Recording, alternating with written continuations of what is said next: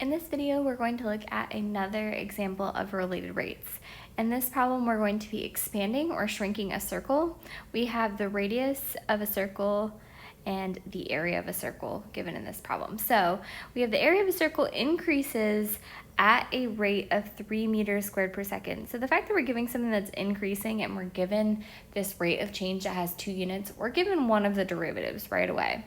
The area is going up by 3 meters squared per second. How fast is the radius changing? So we're given the derivative, we know how fast the area is changing, and we're solving for another derivative. You're always given one derivative and figuring out the other. It's a related rate. You know one rate, what's the other rate doing? So we want to figure out how fast is the radius changing when it initially starts out at 4 meters. And that is not meters per second, so that is not a rate of change. That's just a regular variable. So first of all, we want to think about what is our equation for a circle.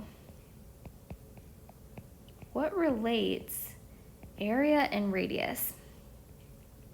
Well, area of a circle is pi r squared. That's what we're going to be taking the derivative of with respect to time. So the derivative of 1a with respect to time is just going to be 1, which you can choose to write the 1 or not. 1 dA dt, 1 times dA dt doesn't change anything. So if you like putting the 1 there, you can. But it is just dA dt. And then we're going to bring down the power and subtract 1 from the new power for this r squared. So bringing down, we have 2 times pi, r to the first, and we just took the derivative of r with respect to time. Now we're going to figure out what we're given and what we're solving for. So thinking about our letters here, we have a in the equation. So when we take the derivative with respect to time, we naturally get a dA dt. We're going to put some units on those. We also have an r in the equation, and the derivative of that gives us a dr dt. Now looking back at the problem, we can see the units with each. So the area was changing by 3 meters squared per second. So that tells me that the area must be in meters squared, and how fast it's changing, it's meters squared per second, not meters squared per week or hour. There's our time change. And then we're given also the radius is 4 meters. So that tells me the radius is measured in meters, which makes sense because the area is a meter squared. And dr dt, the derivative of that is going to be in meters per second, how fast that is changing. And we want to fill in what the numbers we were given mean. So we're given the area of a circle increases at a rate of 3 meters squared per second. The only thing that could be based on units, it couldn't be dr dt because that's just meters per second. We also know that it's area, so that's why it's dA dt.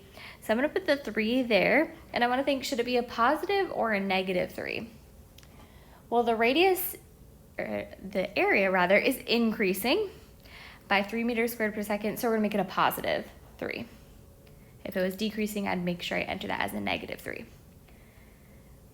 The other thing that we are given, this other number over here, is that the radius is 4 meters, so we're going to put that in for r. R is going to be 4. If it said meters per second, then we'd be plugging that in for dr dt, but that wouldn't make too much sense because you're given one derivative and always solving for another.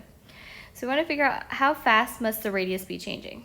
Well, if the area is increasing, I suspect the radius is also increasing, so we should get a positive derivative there. We are missing a variable. We don't need it. If you look at our derivative, there's no just regular a in there. But just to show you, if you're missing a variable and you need it, plug in to original equation.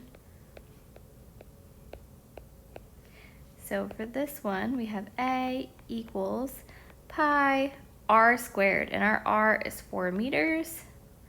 That's getting squared. So our area is going to be, well, 4 squared is 16.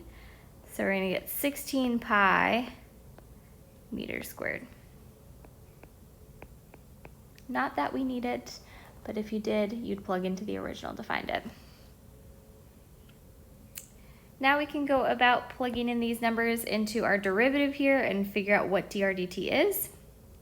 So I'm going to switch out dA dt with 3 because it is 3 meters squared per second. Then we have 2 pi times r, and our r is 4 meters. And then we have dr dt. So this one's a little bit more work. We need to do something to get dr dt on one side by itself. First thing I can do is actually multiply out that right side. So we have 2 pi times 4. I'm going to write that as 2 times 4 is 8 pi times dr dt.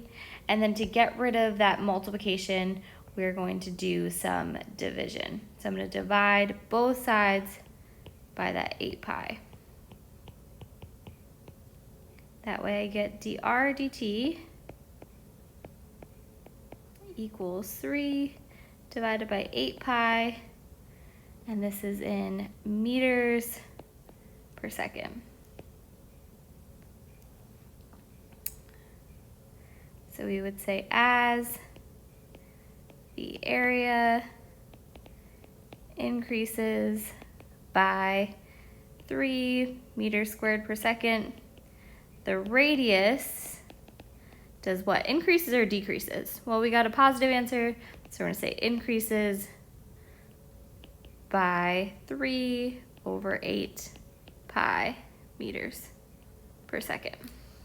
Not much space, but we're going to say what was the derivative we were given and what was the derivative we found. So the derivative we were given as the area is increasing by 3 meters squared per second, we figured out the radius must be increasing by 3 divided by 8 pi meters per second. And you could definitely plug that into your calculator, see what number that gets, and see if it makes sense how the area is going up by 3, comparing it to 8 divided by, or 3 divided by 8 pi. Seeing that decimal, it's increasing by about 1.2 meters per second, and that's causing the area to grow by about 3 meters squared per second.